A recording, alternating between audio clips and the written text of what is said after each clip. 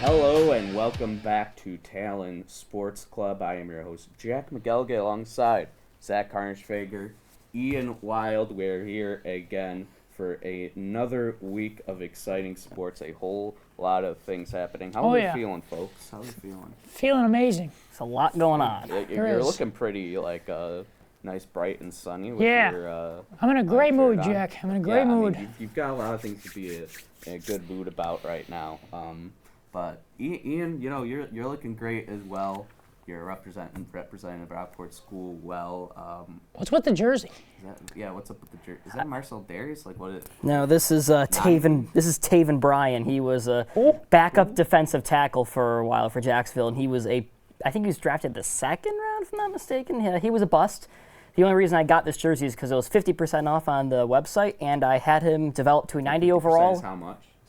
Of this jersey's like $60. He developed to a 90 overall on a Madden franchise mode I did as the Jags, and he was insane in that. We won like 4 Super Bowls in a row. If I did bought a jersey for everybody who went crazy for me in franchise, I would have 6 Listen, I would have 6 LaShawn McCoy jerseys instead of 1. True. I didn't actively go searching for this. I just found it. What, are you a Jags fan now? Yeah, the season's over, guys. Jack, we have to wake up and smell the roses. Okay, well you can't eat. Yes. The topics early here. All right, you're all right taking the victory lap. Well, I wanted to start off with another Zach Harnischfager victory lap. Let me set it off first. Get into our 4 topics of the day here. Of course, it's World Series time, and we have a pretty unique matchup here. Indeed we do. The Diamondbacks versus the Rangers, 2 teams that lost over 100 games just in 2021, 2 years ago. I mean, the development of the teams, the Rangers spent a whole lot of money. The Diamondbacks got a lot of young players. I mean, the Rangers, they spent the money, but lots of just development in their teams as well. It's been an impressive run for both of them. I mean, but the real topic at hand here is last year on the debunk Brockport Sports Talk. Now that we're on a completely different show, we have to set it up for people very different. You predicted that the Rangers would win the ALCS, get to the World Series, I did. Then what would you say they were going to do in the World Series? I said they were going to win the World Series. Oh my God, he predicted them to win the World Series. He still got it on the line. He still has it on the line. Even if it doesn't happen, this has to be one of Zach's best predictions of all time. Yeah. It has to be, even if the Rangers lose. Yeah, because Everybody slept on him. I apologize because you should. I laughed at you. I believe Michael Bear laughed at you. He did. I wasn't even on that episode, and I still laughed at you. Yeah, I remember, I think we were calling a Brockport hockey game, as you had the hat up there. We were on the road in Bud State, and we got the Grob News.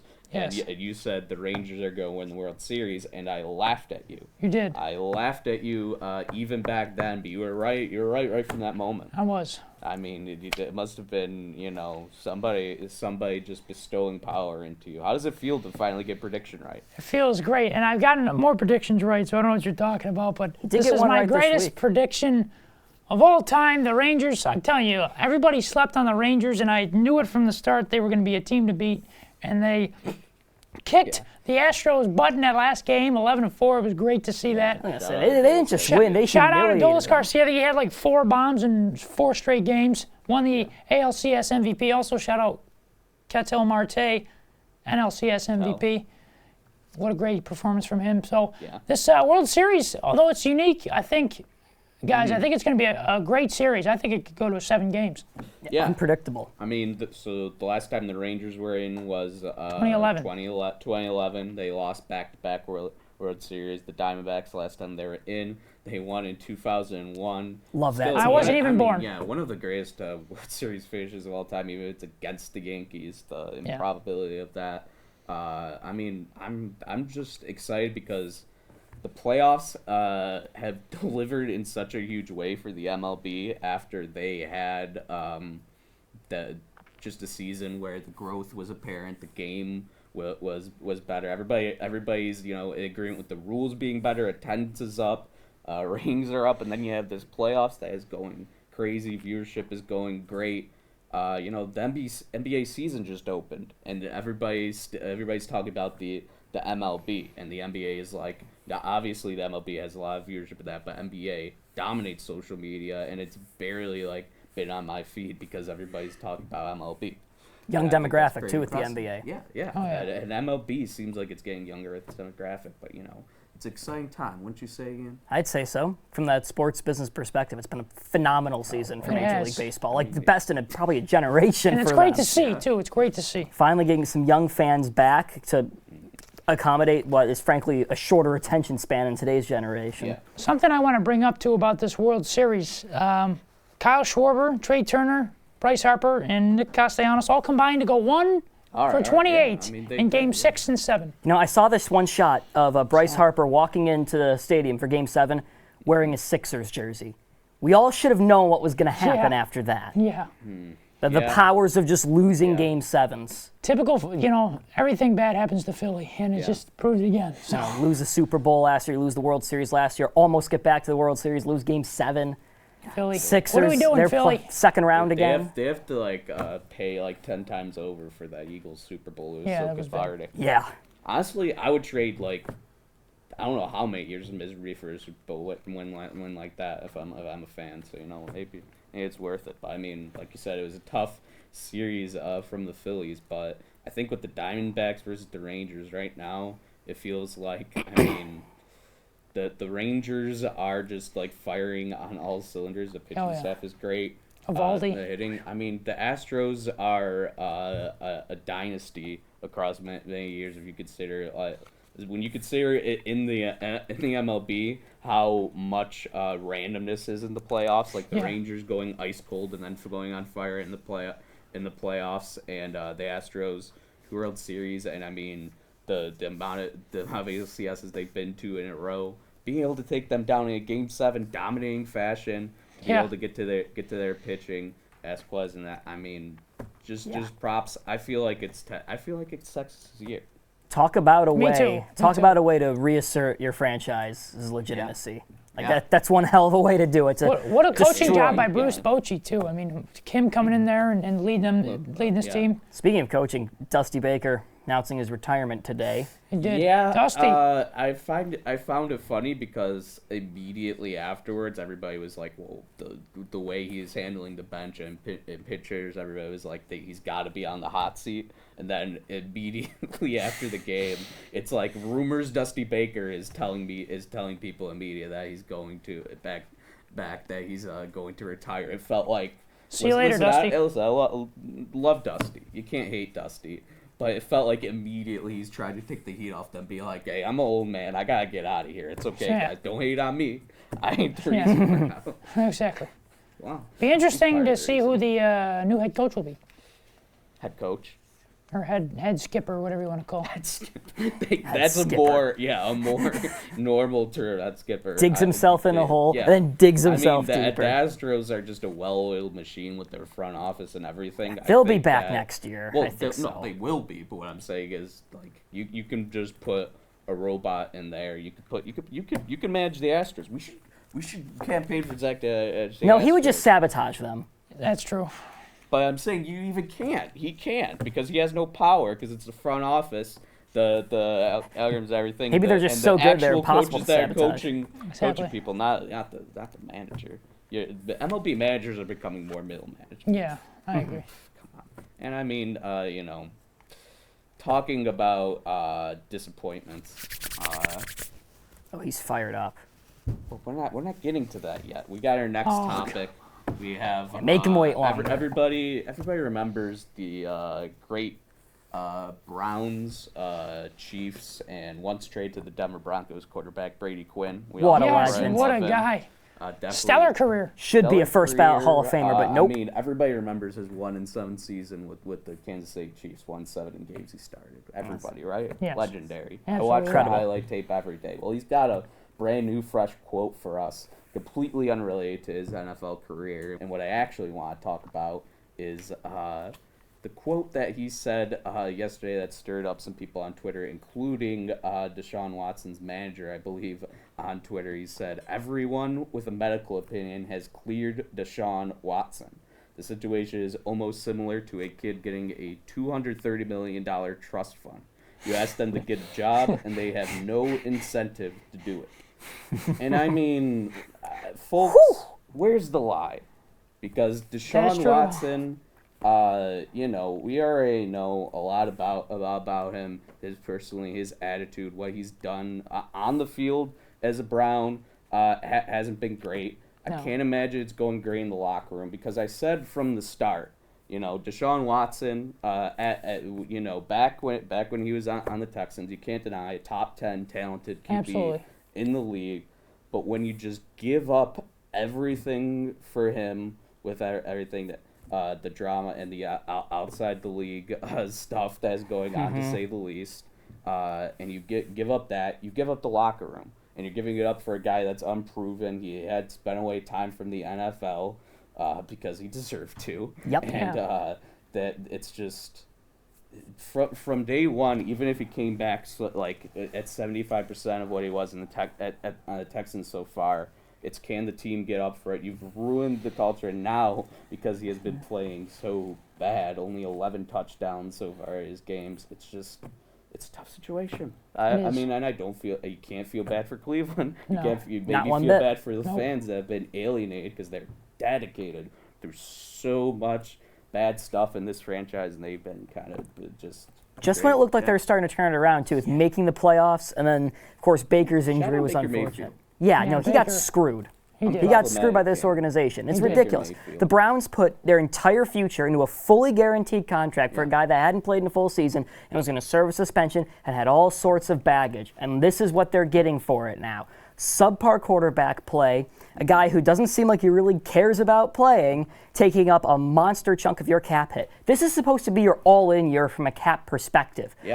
But this doesn't look like a Super Bowl team. Sure, they can make the playoffs. Their defense is fantastic. Myles Garrett. He's on fire, but in this league, you're not going to be able to win the Super Bowl with how Deshaun Watson's been playing. And yes, the Nick Chubb injury was certainly just horrific luck, and hoping for a speedy recovery for him. He can come back next year, but they're going to be losing a lot this offseason because of the cap crunch, because you gave all that guaranteed money to that quarterback. They're going to be paying for it for years to come. Yeah, I don't know how you get out of it with how much is guaranteed. Like, you're going to be paying him a ton of money. I don't think there's really a way to save on cap. I mean, it's just like, I railed on the Saints last week for wasting their money, and at least they spent on players that were still good and had like a good year or two with them. Also players. Plural. Not one player. Players. When you're in a situation where you gave up all that for a quarterback, it doesn't work out. Look at the Browns. Look at the Broncos. The situation that you're in, the Broncos is much different. They could get out of it a lot easier than the Browns. But just when you give up all that for one player, it doesn't work out. I mean, Zach. The crazy thing is it worked out one time. Zach, what's wrong with them?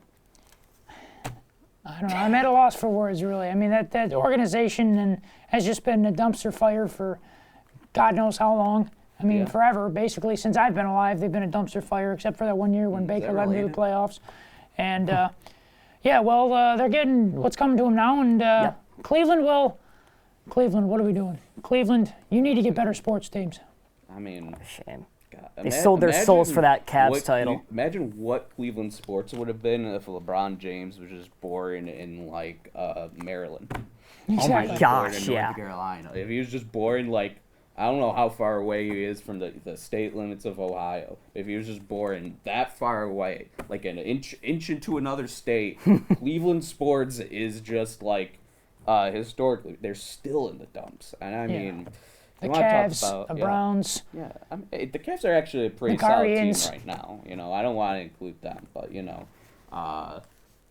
talking about some teams that are stinking up the joint, teams that stunk up the joint last week. Another topic brought to you by Zach Harnsfager. Basically, here's some frauds possibly in the NFL. Mm-hmm. Question mark. The Lions, they got blown out by the Ravens. They did. I mean, really, the first.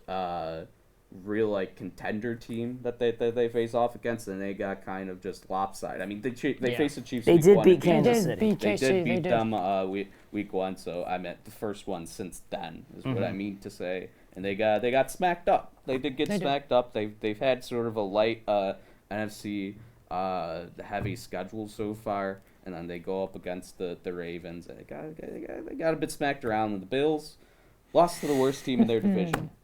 The offense looked pretty just out of sync, bad. They got it together towards the end, but it was too late. I mean, Diggs looked good. Allen was dotting it up at the end, but then Kincaid. they gave up the touchdown at the end. Bill Belichick was able to get his 300th win in the NFL. Yes. So, I mean, extended. Congrats. Bill Belichick, popping champagne now after we were calling for his head on an audio-only episode just a couple weeks ago. He did that just to troll us specifically. Yeah, Yes, he's going to end no. up losing being as bad as he was the rest of the season. He just did this and got his extension. He heard us talking. It was like He did. Just watch. It was like, Kraft, you got to give me more. You got to give me 3 more years or whatever it is. So you got to tell these guys to get the hell out of here. Yep. I mean, Zach, your team is hopeless, of course. Hopeless. Not hopeless. The Indianapolis Colts. We got you screwed. have to feast. You have to feast on the pain We of got the people screwed. you love and hold close to you. Otherwise, here, how are you feeling after this Bills loss? Number one Bills expert, Zach Harnsford. Yeah, well, I'll bring up the Colts later because, boy, don't get me started on that. Yeah. But, I'm asking about the Bills. The Bills, boy, that was a great day for me to watch football. I hadn't watched football a lot, and that was a great day. The Colts lost. It's a great day for Zach to watch football. Yeah, well, besides the Colts losing that game, you it did was a say great that day. before, It was a big. Hey, brightened my spirits a little bit seeing the Bills lose because I love trolling Bills fans because everyone knows I hate the Buffalo Bills. So. Josh If I Allen. didn't call him out, he would have said this was the best Sunday in his NFL season so far, even though his team lost. What's wrong with you? Look, it's not about them. It's about the Bills. Okay, go ahead. I'll stop talking. Josh Allen, he's looked bad. That whole game for Buffalo was terrible. I mean, they said they had a lot of slow starts. I mean, this team barely beat the Giants. Should have lost. Let's be honest. Should have lost that game. Yeah, probably. Yeah. And. They just look really bad against the freaking. I mean, how do you lose to Mac Jones? I mean, what are we doing? How do you lose to Mac Jones? Come on now. Well, you know what I think, Zach? They've lost to Zach Wilson. You know what twice. I think? I think the Bills are crap. That's what I think. And you know what I think? Hey. I think you are absolutely right. Thank you, Ian. I mean, the Hate to Bills say it. look bad right Terrible. now. Your best players on defense, 3 of them go down, and now the offense looks out of sync. Josh Allen can't really Can't play football. Wow. If anything, Josh Allen's the only thing keeping this ship from completely Yes. sinking. So if you want, if I could maybe talk about Josh Allen without Zach Harnsford jumping out of his seat. You're in love with him so much. He's like a kindergartner, with the schoolyard sad. clash. He would love it if Josh was his QB.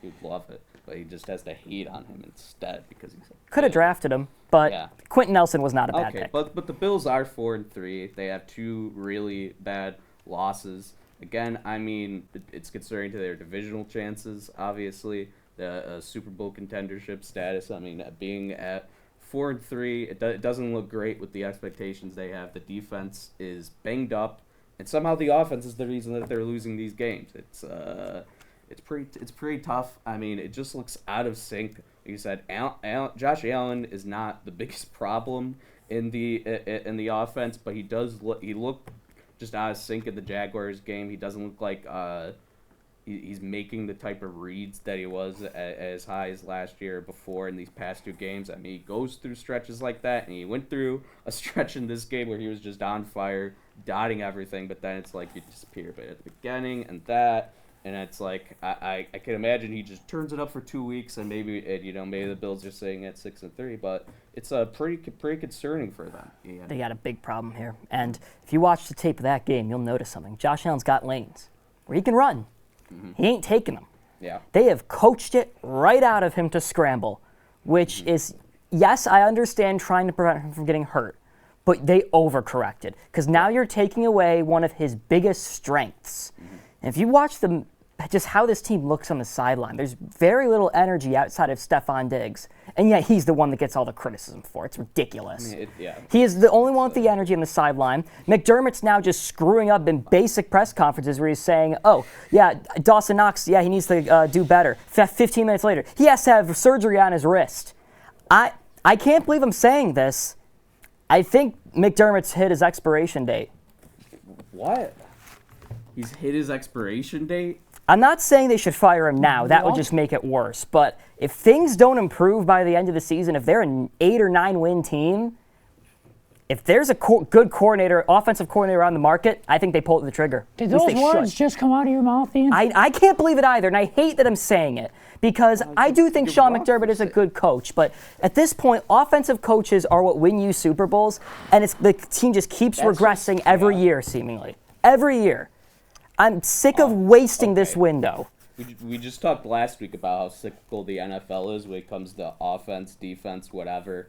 And if you're ditching somebody like Sean McDermott, because we're 7 games into the season, the Bills were 7-6 in 2021 and ended up with 11 wins, making it to divisional. They were in the same spot. This could easily be nothing. But say McDermott, the Bills needed a better offensive mind, maybe. I don't see how that results in McDermott getting fired. It's when obviously the Bills have if they go on a hot records streak in the NFL with him as head coach, and if you say you have 1 9-win season, get the hell out. Like that's what the Browns do. That's what teams that lose do. When you have that quarterback, you should be competing for Super Bowls every year, and every year their playoff finishing is getting lower and lower and lower and lower and lower. I couldn't agree more, Ian. Couldn't agree more. It went championship, divisional. Championship, divisional, overtime, blown out divisional. I'm surprised that you're looking at this so black and white. Just stop denying it, Jack. Hey, I hope to be wrong. I would love to talk about the Lions too, but now we've just gotten sidetracked on this. I mean, you got Jared Goff throwing 44 passes in the game. Fair enough. How sustainable is that? They definitely got to integrate the run game in more, but I think Detroit's going to be fine. I think just Baltimore's starting to hit their stride now. Yeah. I think that's what it really was. People just forget that with everything that happened this offseason with the Ravens and whatever, that Lamar Jackson is an MVP level player when he's firing on all cylinders. The Ravens should be the front runner right now for MVP. Coach, a great defensive-minded head coach that has won Super Bowl, kept them as a contender for years. They didn't fire him when they got to. It was a totally different league when they won it. Oh yeah, and they're right back to being an AFC contender. How many playoff games have they won with Lamar Jackson? And they're 5-2 this season, but that means nothing. It means nothing, I guess. And perhaps I'm being over emotional. Yeah, to be fair. And hey, for all we know, they could go on a 7-game win streak, and I'll be eating my words. I hope I'm wrong. I really hope I'm wrong, but I've seen this movie too many times before. Oh yeah. Yeah, and the Bills have been one of the best teams in the NFL. Like I just said, 7-6 in 2021. And they end up with 11 wins. They blow out the Pats. That team wasn't the same as this. Yes, it was at this point. That team was playing completely differently. That team was losing very close games very often, playing well in these games, and losing by slipping on a fourth down. Both the last 2 weeks, Zach. What were they? Not good weeks for Buffalo. 2 weeks, but were they close losses? Yes. It was more escaping. Should have been losses. Fair enough. We'll move on. We'll move on. Officiating NFL, Zach, you've taken a lot of victory laps here. Your last really, guest spot on these topics here. Officiating in the NFL, there's been a lot made. Bill Belichick said, there's 19 picked up flags in total in the Bills-Pats game. It feels like that's been happening more. The refs seem indecisive. The Colts game, kind of decided at the end there. You had the Steelers game where they end up just really missing the spot there at the end and sealing the game off. Talk about how you're feeling right now, after, the best NFL Sunday of your life, like you were saying earlier. Well, thanks for bringing that up, Jack. I'll just say it. I'm normally a guy who doesn't blame the refs, right? I've never been that kind of guy to blame it, but we got screwed. We definitely got screwed out of that win. The refs completely screwed that game up. That was not an illegal contact by DeForest Buckner, who strip-sacked P.J. Walker, which who the hell even is P.J. Walker, first of all. Second of all, that pass interference in the end zone when the ball wasn't even close to being catchable and ended up bouncing into the second row of the stands. And then they call it a PI, and then they get the touchdown on 4th and goal. We got screwed out of that, and we should have never lost to Cleveland. And isn't Irsay raising a fit about it too? He is, and he should be. And didn't the NFL admit, there might have been some wrong calls? That's when you know it's like, okay, the NFL will admit they messed up, but they're not going to do anything about it. We got to investigate the referees. That's how it always goes. Investigate them. They're screwing teams over. Frankly, I think just putting a mic in front of them after the game, just like the players would do the trick and hold them accountable. I agree. Union, it's never going to happen. It won't. It won't. It should, but it won't. It's 2 games. The Rams, they're doing a game, but they end up messing up that spot. There's a 19 picked up flags in there. The PI. We just talked about the Giants. They could have had another shot to win the game if they got those penalty calls right. It's just always a touchy topic, but it feels like it's reaching a fever pitch pretty early in the season right here. And I don't know what Zach's just. Why are you staring at me like that? I want to move on. Okay. I want to move on. So I'm going to flip a gasket. We're allowed to have that, but once you feel bad about your sports teams, you got to protect your feelings. Isn't it just sad that the best NFL Sunday of his life still had his team lose? Like, how depressing is that? How sad is that? It's the Colts. You hype up about Jim Irsay getting angry. I didn't like Jim about Irsay. Something. Jim Irsay gets he sucks. popped up on something and gets angry about something every day of his life, probably. So think about that a little bit. Yeah. Okay. It's not. I just want to move on. I am at a loss for words. We want to move on from you, Ian. Let's take Zach off camera here. Let him cry a little bit. Fair enough. We've already kind of gone wild this show. I still respect you as a journalistic person here, and to go wild for a minute. Unfiltered, uncensored. It's time for Ian's Wild Minute. All right, so the NHL, if you've been following, the Pride tape ban, which I complained about 2 weeks ago, was lifted thanks to Travis Dermott of the Arizona Coyotes just using the tape in a game, completely defying the rule. And I think the NHL realized that if they enforce the rule, they're going to look like complete garbage. They're going to look horrible if they enforce it. So they decided to repeal the rule entirely, and now players are rightfully asking, why was it a thing in the first place? It's ridiculous. The NHL did this as a thing just to pander to homophobes, pander to the bigots, and the culture, as Jack has pointed out constantly on this show, with good reason. They did that to pander to them, and now they backtrack after justified backlash, which is really disappointing because the NHL did something pretty revolutionary just last night. They had all 32 teams play on one night with staggered start times and did an NFL Red Zone style of broadcast on ESPN2. I love that. The viewership's up. The Washington-Toronto game was the most watched regular season game on cable involving a Canadian team they've ever had. Damn it! You finally got the buzzer. Yeah. You finally got the buzzer. Too long. NHL does something good and then does something bad. That's my point, basically. Yeah. And the NHL, like I said last week, not in the news cycle at all. No. Not at all. ESPN has the rights to NHL, a ton of broadcasts now. They spent some money. You know how many Instagram posts they had there for them? Zero. And they had every team playing on last night, the Frozen Frenzy. And nothing on any Instagram feed from ESPN, the team broadcasting the most NHL games there. It's just there's not really a whole lot more. Yeah, I know I sound like I'm complaining, but it is as much as it was. To complain about, buddy. As much as like the NHL was just very spineless and immediately backed off once they got backlash. It was absolutely a good decision to get rid of that. NHL, what are we doing? What are we? What are we doing? We need some just. Yeah, just don't ban that stuff in the first place. Just get better. Be better. Get some more young leadership, get some more young minds in there, and try and change things up. And actually utilize social media and maybe follow the MLB model. Support social causes. I don't know.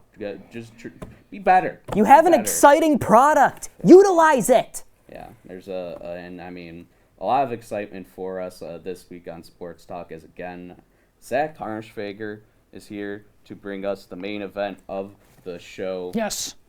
We are going to the underdog pick of the week. Zach Harnschfager's underdog pick of the week. I mean, first, how about you recap how last week went for you? How the results went? It did not go great. What's your record this year? I believe 0 for 4. Okay, 0 for 4. Zach Harnish-Fager. Normally I'm pretty good at picking upsets, but apparently not this year. Yeah. I picked the Commanders, and they lost to the Giants 14-7. So this week, I think this is going to be one that's actually going to happen. I really do. I'm feeling it. I'm feeling it. Other weeks you didn't think? No, I did, but I'm really feeling it this week. I'm going the Tampa Bay Buccaneers over the Buffalo Bills. Thursday night football in Buffalo. I think Bills fans are going to go home very, very unhappy. And you can hate me all you want to. I don't care. Will go home Baker Mayfield is going to lead the charge and lead the Bucs to the victory over those Bills. Why do you want the people around you to be so sad? We have the two people producing the show for us right now going to that game, and they're giving you very dirty looks from behind the camera right now. Yeah. Through that horrible Buffalo traffic. I've tried to drive back from that stadium. Even after a win, it's depressing. You want them driving back in tears? I do, yes. Crying? I want you guys crying all night long. I said it. I hope. Sad part is, he has a point. That very well could happen with how the Bills have been playing lately. They need a wake-up call, and they need it tomorrow night. Baker Mayfield. Okay. Give me the Bucs. He's got motivation. He wants to continue to rub salt in the wound for Cleveland, too. Yeah. Make them look even stupider. I agree. Yeah. That's my underdog pick of the week. Yeah, well. It's going to happen. I guarantee it. And you guarantee? Did you not guarantee the past weeks here? Did you not guarantee the? And congrats to the Bills on the win. Yeah, congrats. Possibly. You don't put stuff like that into the universe, and you don't really just be the way Zach is right now. You try and be a better person. That's really what my message is here this week on Talon Sports Club. If you're listening to this, please be a better person than Zachary Harnish-Fager is. No, I'm a good person. No, he's better than the NHL at least. Yeah, you're better than Gary Bettman. Congratulations. Yeah. You're better than Thank you. The worst commissioner in sports. Thank you. Yeah, Ian, as much as I may disagree with you on some things, we can agree that it's been a good episode. I'd say so. Yeah, I agree. I would say so, we too. can all agree, right? Yes. Right? Great episode. Hopefully you agree for another week here on Talon Sports Club, and we will wrap it up. As always, I am your host, Jack McGilligan, for Zach Harnish-Fager, Ian Wild. We will see you next week. Thank you for listening.